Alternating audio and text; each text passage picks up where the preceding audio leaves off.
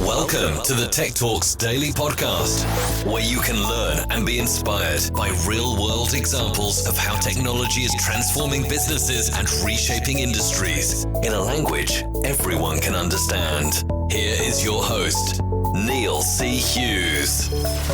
Welcome back to the Tech Talks Daily Podcast. After a few days of thinking, do I live with permanent bed hair for the next few months of lockdown? I decided to take the bull by the horns and shave it all off. So I'm now sat talking to you with a nice grade 2. Let's call it my summer lockdown cut. But hey, it'll grow back, won't it? Won't it? But this isn't a Hair Tips with Neil podcast, I hear you say. So let's get on with today's show, where I'm going to be talking to Tyler McMullen, CTO of a company called Fastly, which is a post-IPO company powering fast and secure online experiences for the world's most important businesses. And even for global events such as the Super Bowl, Black Friday, elections, breaking news, the one thing that they all have in common is speed and security are paramount to ensuring that those websites run properly and keep internet users happy. But the secret sauce that gives Fastly the power to handle 639 billion internet requests every single day all lies in the mind of today's guest, Tyler McMullen. And he was self-taught by the age of 9 and learned to program from books in his local library in central Pennsylvania before he even had a computer to work on. And it eventually led to him getting a job developing software at 16. But then fast forward to 2011 and Tyler was crashing on a friend's couch when he met Artur Bergman, who is now the founder, chief architect and executive chairperson at Fastly. And the rest, as they say, is history. But at Fastly, the two have sought to create a space in which developers can experiment without fear and leverage their creativity to usher in the future of the internet. It's exciting stuff, but enough spoilers from me. Let's get Tyler onto the podcast now and share his story and the great work that they're doing at Fastly. So a massive warm welcome to the show, Tyler. Can you tell the listeners a little about who you are and what you do? Sure. Hi, I'm Tyler McMullen. I am the CTO and co-founder of Fastly. I don't know. How do you even describe who you are? That's who I am. That's also what I do. But I don't know. I think the role of CTO is kind of a funny one because depending on what company you're at and who you are, even at that company, like it means very different things, right? Yeah. So for me, it's actually honestly, it's kind of the most fun job I've ever had. Secretly, I don't like to rub it in, but it's a pretty great job in the sense that what being CTO at Fastly means is I run a group called Octo, or the Office of the CTO. We're responsible for a lot of the future facing prototypes and things like that get done at the company, but also responsible for some level of our our community outreach. So we spend a lot of time on open source, on standards, and just on community in general. So it's a pretty fun job. And even though a CTO is a fun job, I suspect that it might have changed over the last 3 months during the global pandemic. I mean, how have you adapted to that? Has your role changed much? And what kind of challenges have you had to overcome in your role?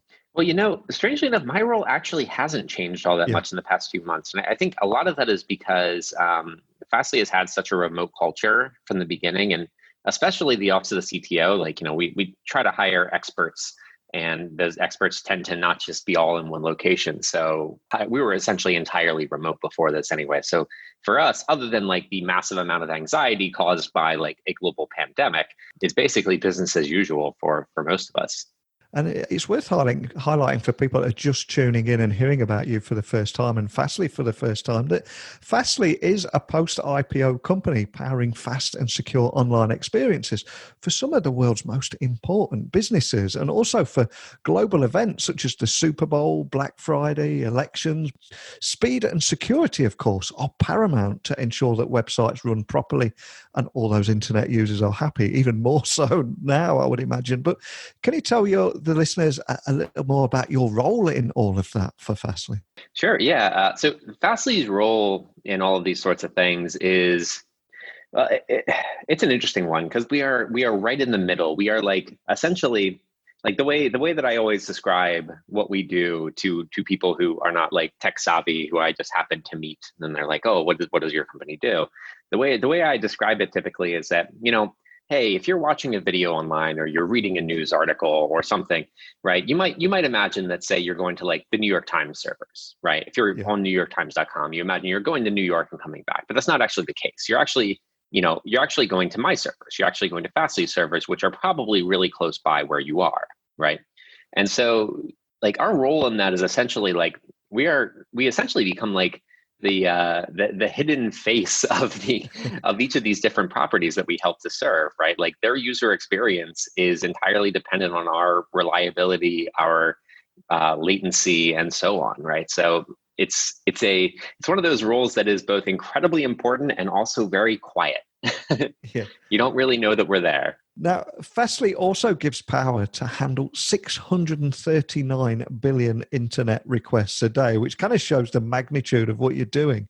But what I'd love to do is take you back to where it all began. I mean, can you share your story where I believe it began being self-taught from the age of 9? Well, I mean, I struggle with the term self-taught because there are so many people who helped along the way. But that said, it's kind of a fun story, so I'm more than happy to tell it. So, do you happen to you remember the old NES, like the Nintendo, the original Nintendo, right? So I had an NES when I was a kid, and I think it was for a Christmas or something. Someone got me a Game Genie for it, and I remember looking through the Game Genie book that came along with it, and there was one section which was labeled programming, and I was like, well, that's weird. How do you program a Game Genie? And in the manual, they were kind of explaining where the Game Genie codes came from, like how you develop them.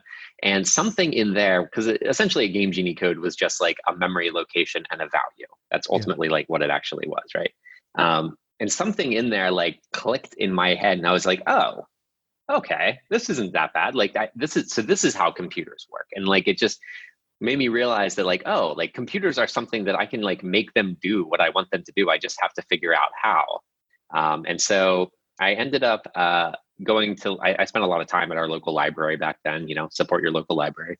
And ended up reading a ton of books on this, for everything from like basic programming to C programming to Lisp programming. I read a bunch of like the MIT AI journals from the 60s when I was like 11. I mean, look, there's not much to do when you're 11 in a small town. So, but yeah, then I ended up, kind of sticking with it, making a bunch of little games and such, and then got my first job when I was 16.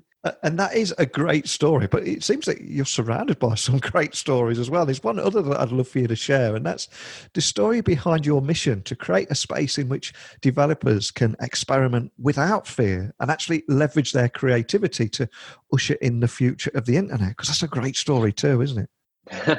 Thank you. Yeah.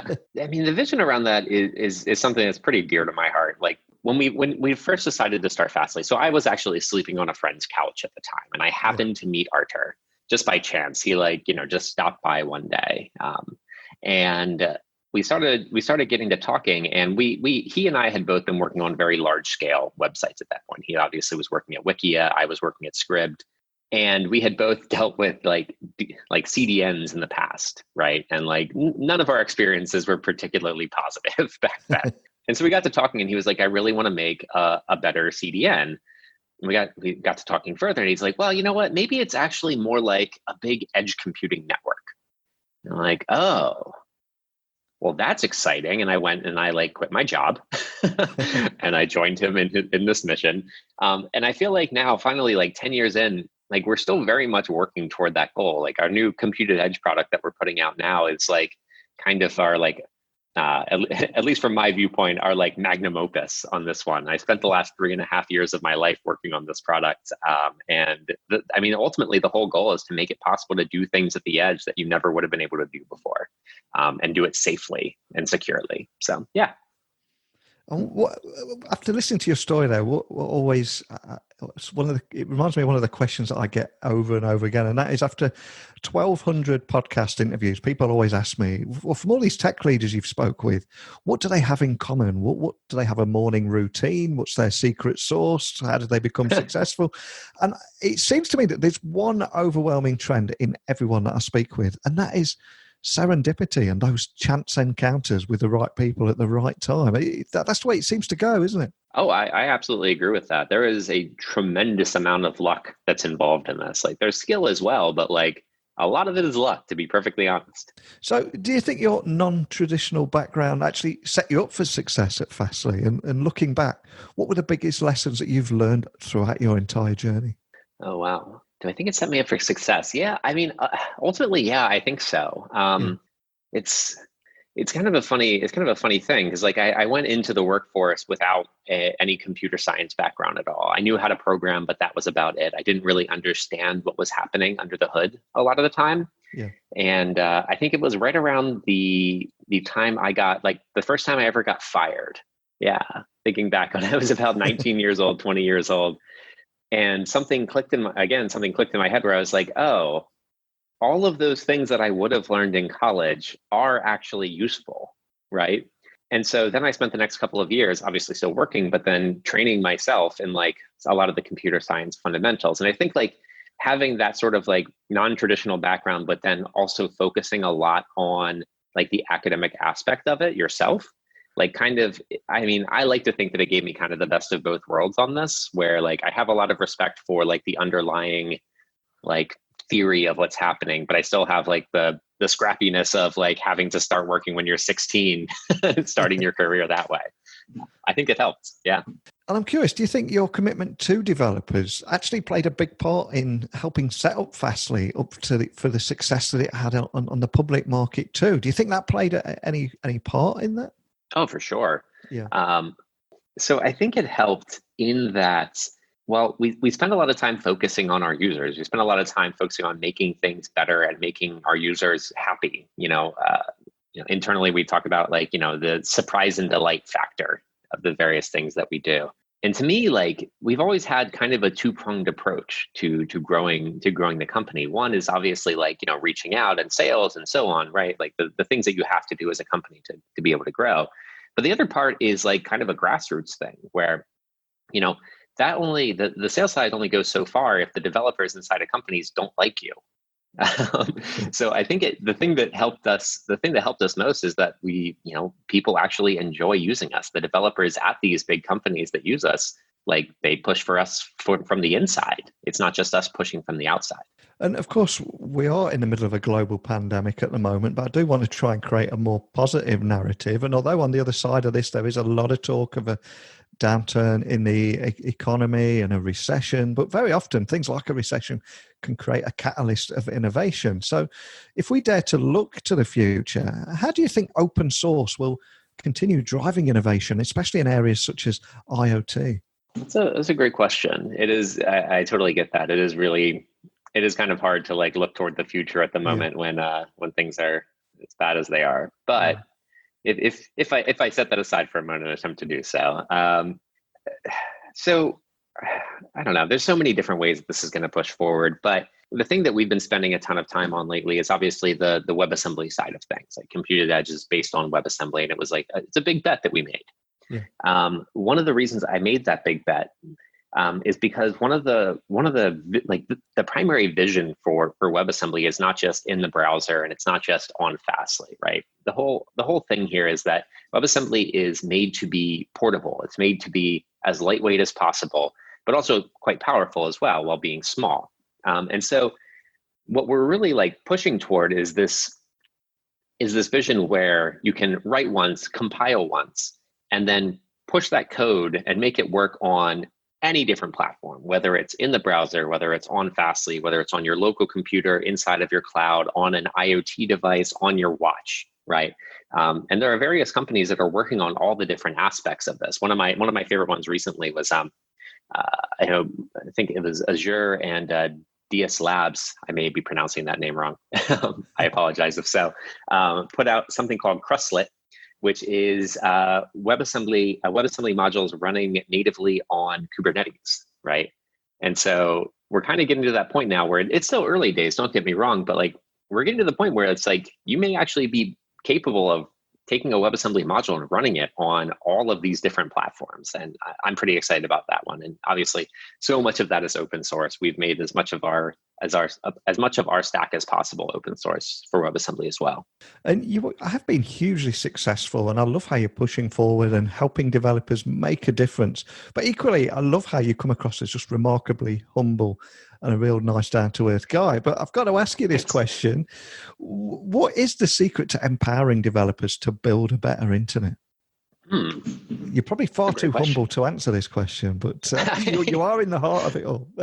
I mean, I'm not sure I even know what the secret is. To me, it's always just been about like thinking about what I would want. I mean, maybe that's ultimately the secret is just empathy, right? It's like having an understanding of what people are looking for and having, the time and space to be able to, push for and develop that vision. I don't have a great answer beyond that. Like, I don't know. I'm a big proponent of like empathy when it comes to users, though. Now, we are in a period of uncertainty at the moment. A lot of people are looking for a little bit of positivity post-pandemic. But in that world, what kind of changes do you think we'll see across the digital landscape? I know this has been such a huge topic on social media lately, where like everybody has an opinion about what the world of tomorrow after all of this is going to look like. Are we all going to be germophobic? Are we all going to like go the complete opposite direction and just, be as close as possible? Are we all going to, reappreciate all of the FaceTime we got to spend with our friends and family before this? I don't really know, to be honest, but like, I do think one thing is clear, and like, a lot of people like hadn't quite realized just how much the internet is a social and like, emotional lifeline for us, right? And I think like that part has become super clear, especially over the past month, as like everyone hops on to like video chat with their friends. I mean, I've been doing that every single night, basically, with all of my friends. We hop into a Zoom or a house party or whatever else. I think there's definitely going to be a greater appreciation for that. And I hope one of the things that leads to is like developers and business people as well, kind of thinking about, this is a strange one, but thinking about the resiliency of their applications a little bit more, right? Like, it's kind of amazing to think about like just how things like, again, like these little video chat services that previously just seemed like a cute little application now become kind of the only way that we are able to socialize. And I don't know. I hope that people realize the responsibility that comes along with that. If you're the only lifeline that people have, like you kind of have a responsibility to make sure that it's stable and works well for users as well. Like, I don't know. That's one thing that I've been thinking about a lot lately.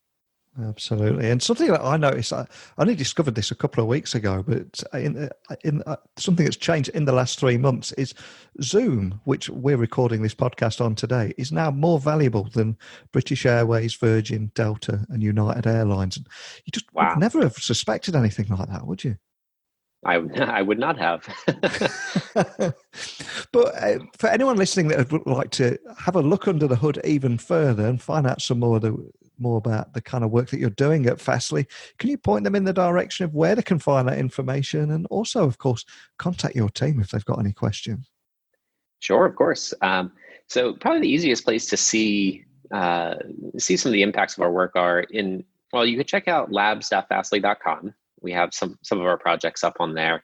If you want to contact my team, labs@fastly.com is a great way to do it. You can also check out the Fastly blog. A lot of the articles written there are written by members of the Office of the CTO at Fastly, and they're people with a lot of experience who have a lot to say. And so I think that many of the articles they write are very good. Probably worth checking out. Excellent. Well, I'll add all the links to those on the blog post that will accompany this podcast. You're such a great guy to talk with. I've really enjoyed chatting with you today and got so many great stories as well. I feel we've still got some unfinished business that we need to get you back on there, because I think there's a few more stories too. But more than anything, just a big thank you for joining me today, Tyler. Well, thank you very much for having me. You were great to chat with as well. Tyler has spearheaded multiple source programs aimed at empowering and innovating at the edge. And Fastly Labs, a first-of-its-kind research and experiment arm, also allows developers to test in-progress projects and get inspiration to execute new ideas safely and at scale. But what really struck me was how down to earth and incredibly humble Tyler was there. And it felt like I was just chatting to an old friend.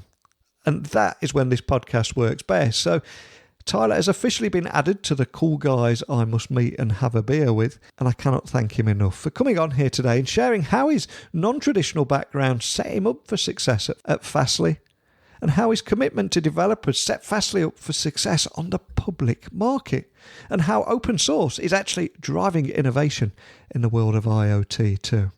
But hey, they were just a few things that I written down as he was talking there, and things that I'll be taking away. But remember, please keep your messages coming in to me at techblogwriter@outlook.com, my website techblogwriter.co.uk, and Twitter, Instagram, LinkedIn. Just look for @NeilC.Hughes. So finally, a big thank you for taking the time to listen to this podcast. Stay safe out there, and until next time, don't be a stranger. Thank you for listening to the Tech Talks Daily Podcast with Neil C. Hughes. Remember, technology works best when it brings people together.